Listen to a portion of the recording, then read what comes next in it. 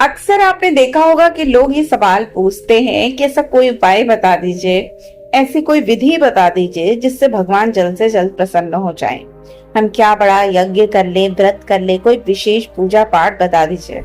और खासकर ज्योतिषियों से तो यही पूछा जाता है कि कोई ऐसा उपाय बता दो कि धन बरसना चालू हो जाए। लेकिन क्या आप जानते हैं कि धन क्या केवल किसी पूजा पाठ और उपाय से ही प्राप्त हो जाता? तो जो जोशी आपको उपाय बता रहे हैं ना, सबसे ज्यादा धन उन्हीं के पास होता है।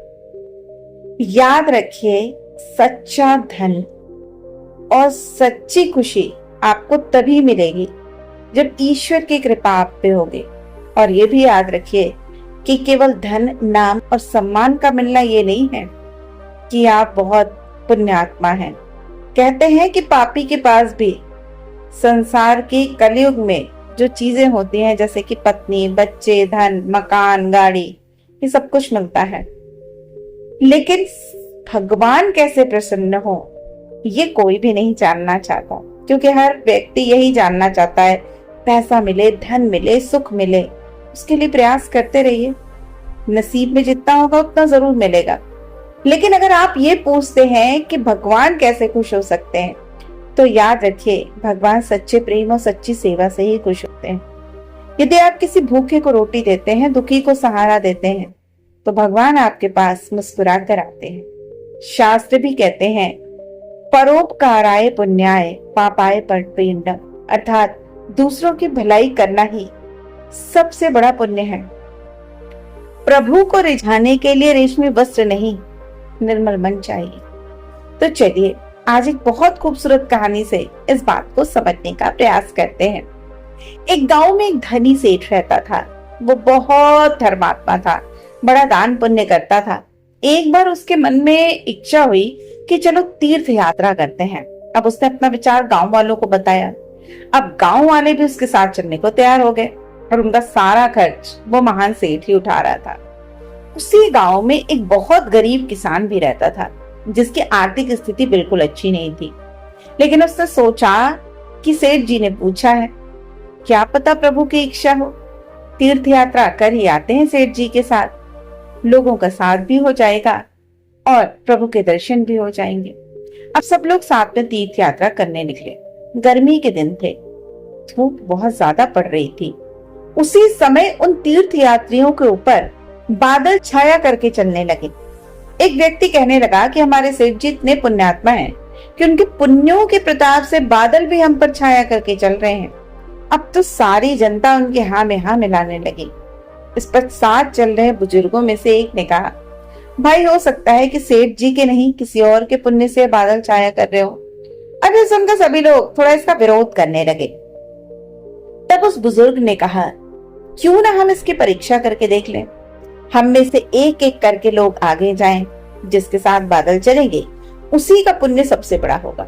अब सबने उस बुजुर्ग की बात मान ली। सबसे पहले सेठ जी आगे आगे चले, परंतु सब लोगों ने आश्चर्य से देखा कि बादल उनके साथ आगे नहीं गए। तब सब लोग एक एक करके आगे बढ़े, परंतु किसी के साथ भी बादल आगे नहीं गए। उधर वो गरीब किसान जो सेठ जी की यात्रा में जा रहा था, साथ में ही कहीं पर सो रहा था, क्योंकि बहुत थक गया था। अब लोगों ने देखा कि वो किसान जो वहां पे लेटा है, बादल उसके ऊपर ही छाया कर रहे हैं। और उसने देखा कि सब लोग आगे निकल गए हैं, सो वो भी दौड़कर उसके पास पहुंचा। अब लोगों ने बड़े आश्चर्य के साथ देखा कि बादल उसी के ऊपर छाया करते आ रहे हैं। अब लोगों ने उससे पूछा कि तुमने ऐसा कौन सा पुण्य किया है जो सेठ जी के पुण्यों से भी ज्यादा है। उसने कहा, मैंने तो आज तक कोई पुण्य किया ही नहीं, क्योंकि मैं इतना गरीब हूं कि कुछ पुण्य करने के लिए मेरे पास है ही नहीं। तब बुजुर्ग व्यक्ति ने कहा कि ऐसा हो ही नहीं सकता कि तुमने जीवन में कोई पुण्य किया ही ना, अन्यथा ये बादल तुम्हारे साथ साथ नहीं चलते। निश्चित रूप में तुमने अपने जीवन में कोई तो ऐसा भलाई का काम किया है जिसकी वजह से बादल भी तुम्हारे ऊपर छाया कर रहे हैं। बहुत सोचने के बाद उस गरीब व्यक्ति ने कहा कि हाँ, एक बार की बात है कि मेरे पास बस 2 धोती थी।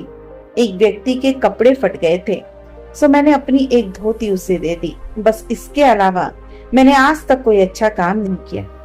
इस बात पर आकाशवाणी हुई और आवाज आई कि सेठ जी के पास तो लाखों करोड़ों रुपए हैं, लेकिन उनके दान किए हुए कुछ रुपए इस व्यक्ति के एक धोती के दान के बराबर नहीं हो सकते, क्योंकि इसके पास तो कुल 2 ही धोतियां थी, जिनमें से इसने एक धोती दे दी, अर्थात अपनी आधी संपत्ति दे दी, और अपने पास केवल आवश्यकता पूर्ति के लिए एक धोती रखी।